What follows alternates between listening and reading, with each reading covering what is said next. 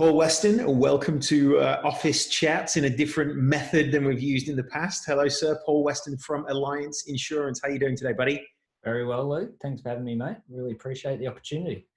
Thank you for having us in your house. I'm enjoying seeing some of the kiddie pics in the background. Photos, yeah. It's awesome. What is now become the norm? Exactly right. Everybody's. You can see in the background here my stairway upstairs. The amount of times Faithy's been bombing down the stairs, or Stan has been jumping around and throwing toys and making noise. It's just fantastic. I love being in people's houses. It's just a nice new piece of this whole virus situation, isn't it? It is, yeah. To put the little personal touch and creates another sense of who you're dealing with, to see what their environment looks like. So, do you remember only a few months ago when you used to work, maybe go home on a Friday afternoon or something like that, and the dog would bark or your kid would be screaming in the background, and you'd have to sort of ask, you have to front foot it. I'm working from home this afternoon, and you feel awkward. And now it's just everybody's kids are screaming, everybody's dogs and whatever else. It's chaos, and it's epic. It is. It's insane how things can change so rapidly, but like you said, it becomes the norm. So yes.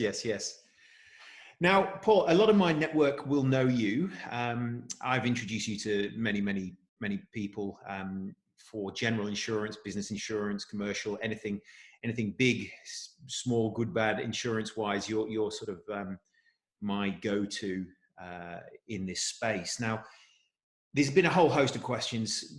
There's almost a new market, a new economy, and I just thought I'd bring on a few of our key advisors just to discuss questions that I have in insurance, the market have, and the market ask me, and see what other information and education we can give to our networks, if that's all right. So, I mean, straight off the bat, is there anything new with insurance in banking and finance?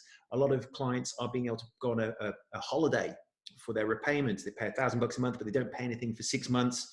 Interest is capitalized and paid off over the remainder of the term, or the term's extended. Is there anything like that in insurance? Tell us about that. Yeah, so I guess when you look at mortgages and the big banks, when they're looking at the structure is over 20, 30 years. So it gives you an allowance to and time to play around with that and extend it. Unfortunately, with insurance, generally speaking, it's a 12-month contract. So trying to play around with that is becoming quite difficult. And it's fair to say that the insurance industry has been a reactional industry in the way it looks at things. And I guess that's triggered by what's going on at the moment. There hasn't really been a reaction, but no one's got on the front foot, excuse me, apart from a couple of insurers that have actually said, we will look at deferring payments. The first two that come to mind are Vero and CGU. They'll defer payments if you've got a renewal coming up. So it has to be existing business, but there are hoops that you do have to jump through. So to answer your question, there are options there, but it's extremely, extremely limited.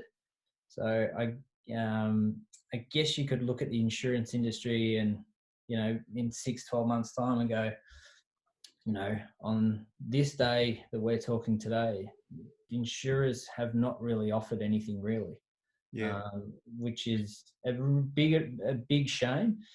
But on the contrary is you've got all these business owners that are sitting there with a pub that no beer's getting poured, no bums on seats, no food's getting cooked, with all these expenditures that they have to pay, like insurance. So it's a really unfortunate scenario that leaves a lot of people in. Yeah. Okay. So there's really nothing our clients, our friends can do about that, is it? Not necessarily. If the ones that we do have, the options that we are putting forward for current clients that are in the middle is offering a review. So having a look at your insurance to see if there is any way of saving costs. I guess the point that a lot of people want to take out of this is you don't want to jeopardize the cover that you've got. You still got an asset. You've still been building things. You've still got all these assets inside your business, and you don't want to drop insurance or cancel insurance. Yep. Because then that'll leave you in a lurch when things do go wrong. Touch wood, hopefully they don't. But what we have been doing is the ones that are on premium funding, trying to extend that out. So although it doesn't jeopardize your cover, you still got the cover in place. But it just drops those monthly payments, just that touch to help out with the scenario. Yeah. But that's really the only ones we're seeing, particularly for clients mid-term. For renewals and going through that process with a lot of clients at the moment, what we're doing is scaling insurance policies. So giving clients options to scale it right back without jeopardizing the cover, having the cover in place and trying to bring that premium right down to a palatable amount.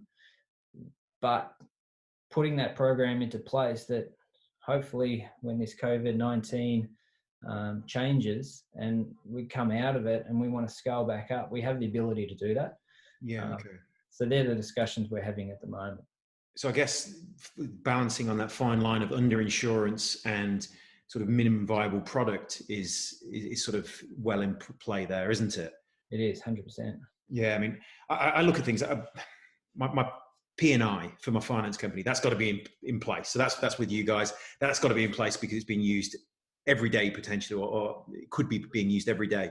Then you've got my office, which has got 480 square meters of stuff inside that is all insured, but there's no people in there. There's no movement happening in there. And you just think, oh, do I need to keep paying it? But you do. You still have fires, you still have theft, you still have any whole host of things can go wrong. Insurance is one of those really key, your final dollar sort of goes on your insurance, doesn't it?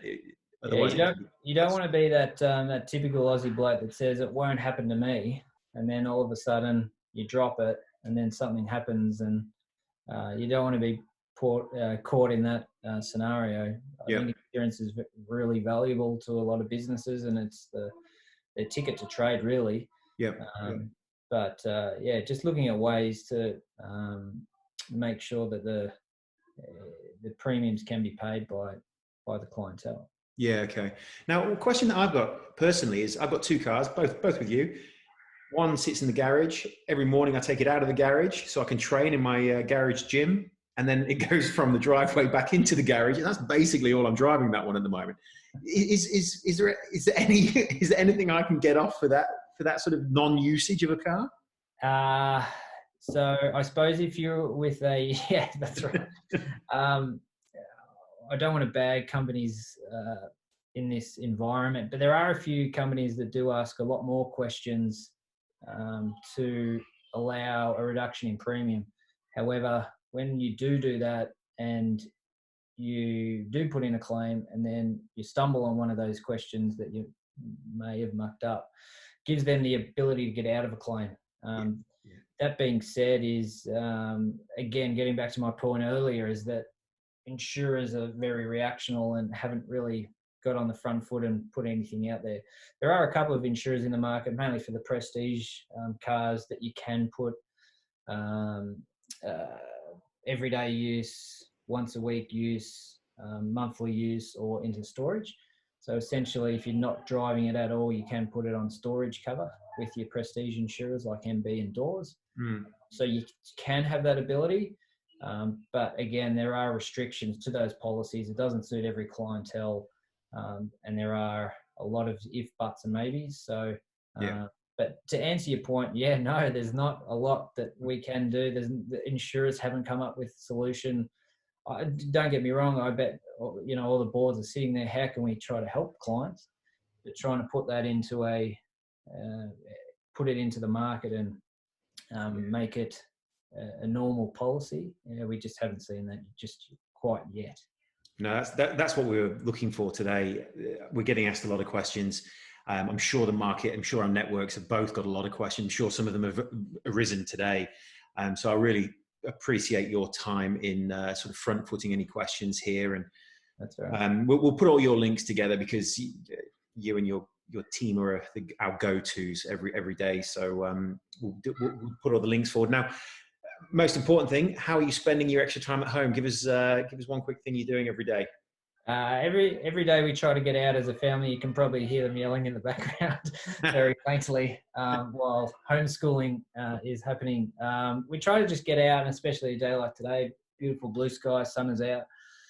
Coming into winter, that's not going to happen a lot. So trying to get out and get some fresh air and get those energies out for the kids.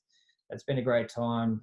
Kicking the soccer ball, going for a walk, or letting the kids ride their bikes, or just getting that outlet and getting some fresh air has been amazing for us. Yeah, as a family unit. So well, like we were talking before, it's those little things that you now look forward to, about just getting outside or having a walk or doing your exercises or whatever it is. So that's what we've been looking forward to. Good on you, Paul. Thank you so much for joining us today. Any questions to our network, to our friends, please feel free. We'll put you directly in touch with Paul. He's a bucket of knowledge. And Paul, thank you so much for your time today. Get back to that beautiful family and enjoy your walk. Thanks so much, Luke. Take care, mate.